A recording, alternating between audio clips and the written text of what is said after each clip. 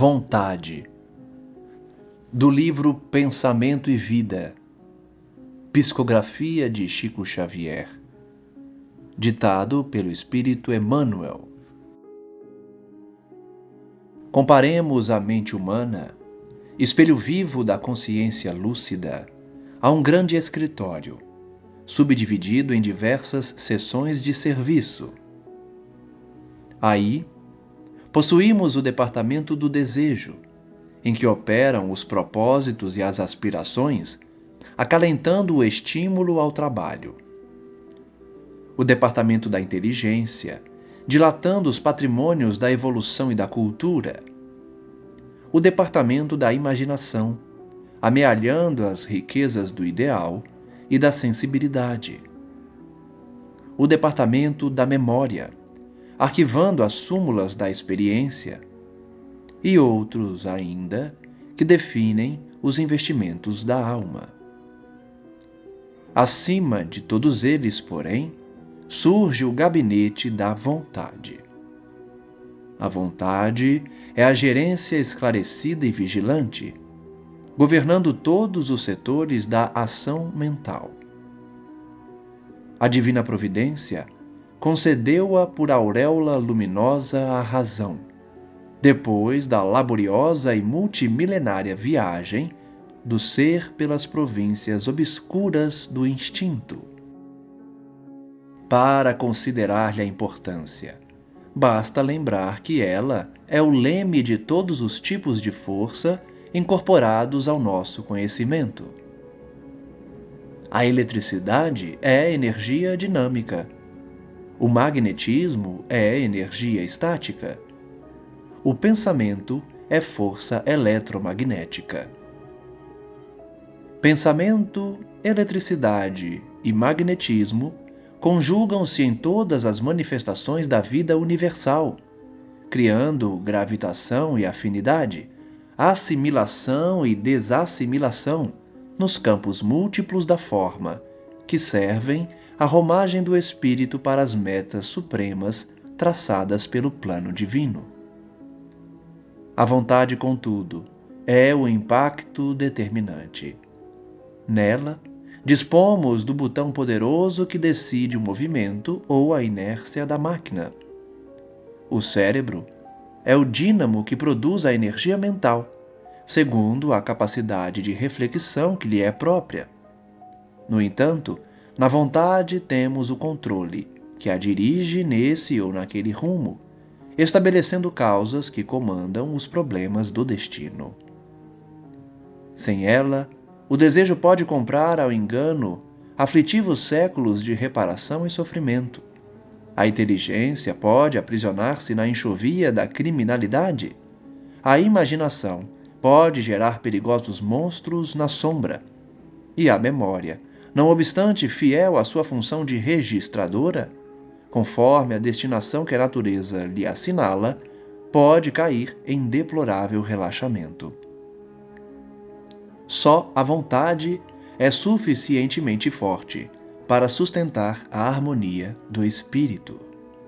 Em verdade, ela não consegue impedir a reflexão mental quando se trate da conexão entre os semelhantes, porque a sintonia constitui lei inderrogável, mas pode impor o jugo da disciplina sobre os elementos que administra, de modo a mantê-los coesos na corrente do bem. Em mais uma página brilhante do professor Emmanuel, aprendemos sobre o poder da vontade. Ele nos ensina que a vontade é um fator primordial para alcançarmos a evolução, nessa caminhada a que todos estamos sujeitos na direção do Pai. Primeiramente, Emmanuel vai dividir a mente humana como se fosse um escritório, com suas diversas seções. O departamento do desejo, da inteligência, da imaginação, da memória e outros somam-se para definir as aspirações, o arquivo dos patrimônios da evolução, as riquezas do ideal e as súmulas da experiência, No entanto, acima de todos esses departamentos está a vontade, por ser uma gerente esclarecida e vigilante, governando todos os setores da ação mental. Diz Emmanuel que Deus nos concedeu a vontade como coroamento da razão, depois da nossa viagem multimilenar pelas províncias obscuras do instinto, demonstrando que a vontade é própria do espírito individualizado e não do princípio inteligente que anima os animais. Diz ainda Emmanuel que a vontade é o leme de todos os tipos de força incorporados ao nosso conhecimento. Ele trata, então, dos 3 elementos que nos fornecem a capacidade para evoluirmos nesse universo grandioso, quais sejam a eletricidade, o magnetismo e o pensamento.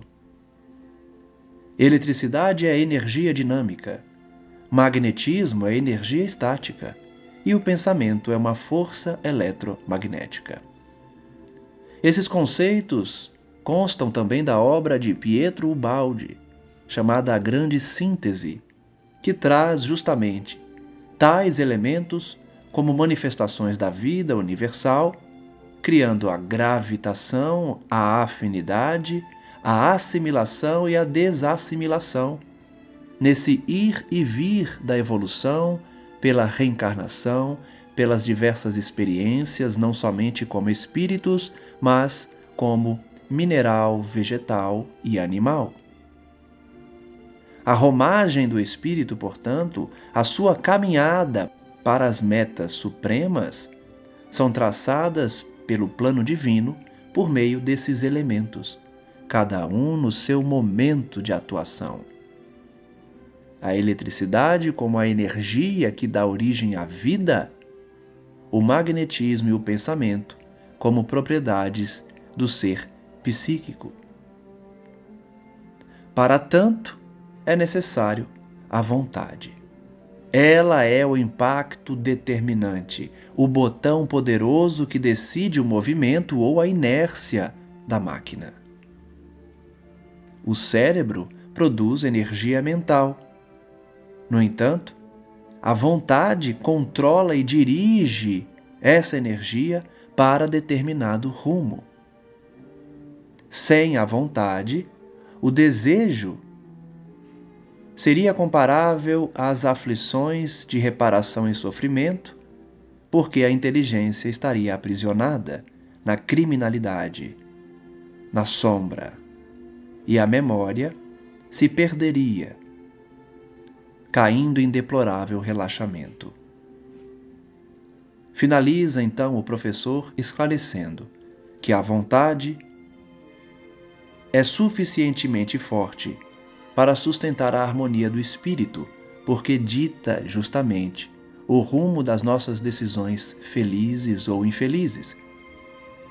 E apesar da vontade não conseguir impedir a reflexão mental, porque a sintonia é uma lei inderrogável e ela não pode impedir que a sintonia produza essas reflexões, pode, no entanto, impor a disciplina sobre essa criação mental, de modo a manter o pensamento e suas criações coesos na corrente do bem.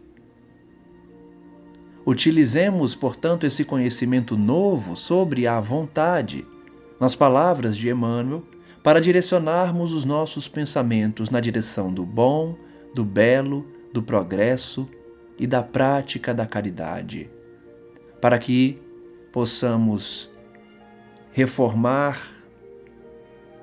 o nosso íntimo pela prática do bem, pela manutenção dos bons pensamentos e pela fixação de hábitos novos, colocando a nossa força de vontade para somente produzir o que é bom. Que assim seja.